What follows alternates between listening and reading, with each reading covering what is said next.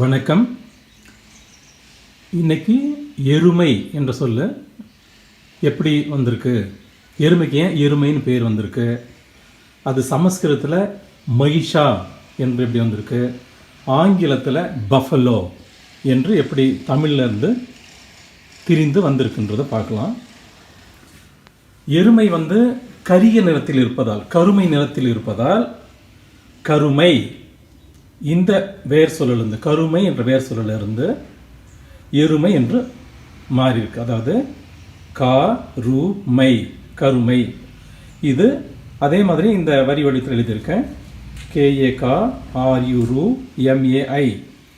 கருமை அப்படின்னு எழுதியிருக்கேன்.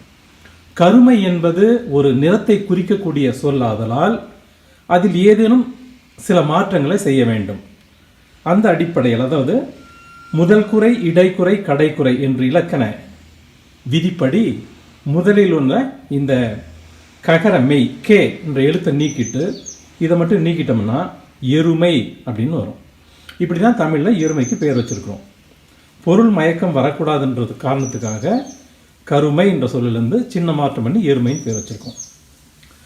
அதே கருமை என்ற சொல்லிலிருந்து தான் சமஸ்கிருதத்தில் மகிஷா அப்படின்ற பெயர் சொல்லும் உருவாகியிருக்கு. அதாவது CHAKRUMHAI, மை, கருமை அப்படின்னு எழுதியிருக்கு. இதில் இந்த மாதிரி ஒரு 5 பிரிவாக இந்த எழுத்துக்களை கலைச்சிடணும். இங்கே பாருங்கள், இந்த அதாவது ககர சகர திரிவின் அடிப்படையில் இந்த சி எஸ்ஸாக மாறும். இதெல்லாம் ஏற்கனவே உங்களுக்கு விளக்கியிருக்கேன். கொட்டகையில் ககரமாக இருக்கும், குடிசையில் சகரமாக இருக்கும். இந்த அடிப்படையில் இப்போ இந்த கேரக்டர் அப்படின்னா எழுதும்போது CHA ககரமாக இருக்கும். இந்த அடிப்படையில் சி எஸ்ஸாக மாறி இருக்கு. இப்போ இது 5 பிரிவாக பிரிச்சுட்டு கீழே கொண்டு இப்படி கூட்டி எழுதணும்னா MAHI, மகிஷா, SHA, மகிஷா. கருமை என்ற வேர் சொல்லிலிருந்து மகிஷா என்று சமஸ்கிருதத்தில் எருமைக்கு பேர் வச்சிருக்காங்க. அடுத்தது கருப்பு, கருமையிலிருந்து எருமையாச்சு, கருமையிலிருந்து மகிஷாச்சு.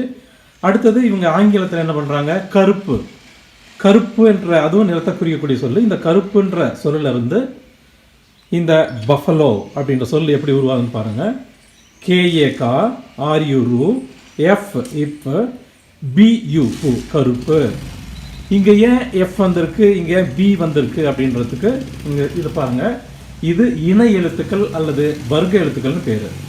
இந்த எஃப், இப், இப் இதில் ஏதாவது ஒரு எழுத்தை பயன்படுத்தியிருப்பாங்க.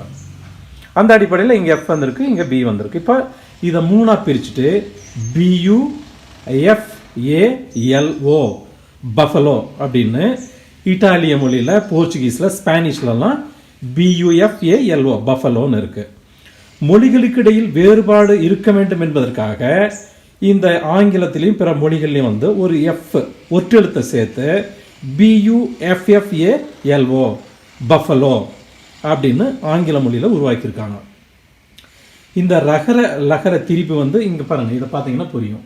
இங்கே ஏன் இந்த ரகரம் லகரமாக மாறி இருக்கு அப்படின்னா, இங்கே பார்த்தா நிற்க ரகரமாக இருக்கும், நில் இதில் லகரமாக இருக்கும்.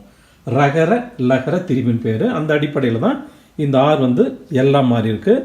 அதே மாதிரி இந்த கருப்புன்றதுக்கு பிளாக்னு ஆங்கிலத்தில் எப்படி வந்திருக்குன்னு பார்த்தீங்கன்னா, அதே மாதிரி தான் கருப்புன்னு எழுதிட்டு KAKRUYP, இப்பு. இந்த இப்போ தமிழில் இருக்கிற மெய் எழுத்தை இப்போ இப்படி எழுதலாம். EP எழுதலாம், PE எழுதலாம், IP எழுதலாம், YP எழுதலாம். இதெல்லாம் ஏற்கனவே உங்களுக்கு விளக்கியிருக்கு. இந்த அடிப்படையில் இந்த இப்புன்றதுக்கு YP வந்திருக்கு. அடுத்தது BU, பூ அப்படின்னு வந்திருக்கு, கருப்பு அப்படின்னு வந்திருக்கு.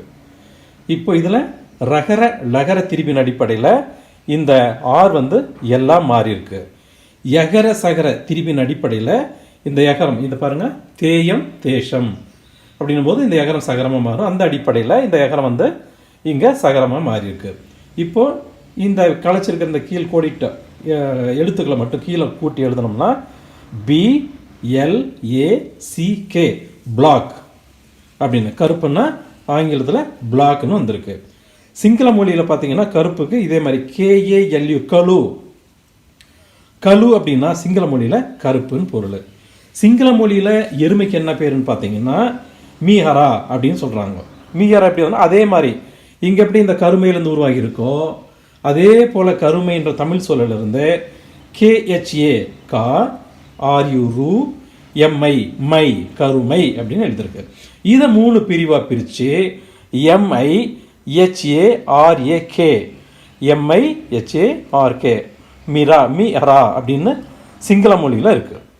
சிங்கள மொழியில் எருமைக்கு மீஹரா அப்படின்னு இருக்குது. இப்போது தமிழில் எப்படி எருமைன்ற பேர் வந்திருக்கு, வடமொழியில் மகிஷா கருமைன்ற சொல்லி எப்படி திரிந்த மகிஷா அப்படின்ற பெயர் சொல் வந்திருக்கு.